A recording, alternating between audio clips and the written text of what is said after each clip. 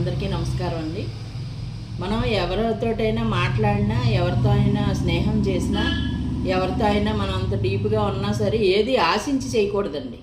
మన కర్తవ్యంగా మనం మంచిగా ఆలోచిస్తూ చేస్తే అవతల నుంచి మనం ఆశించకపోయినా కానీ వాళ్ళు ఏదైనా మనకి పెట్టాలి అనుకున్నప్పుడు పెడతారు.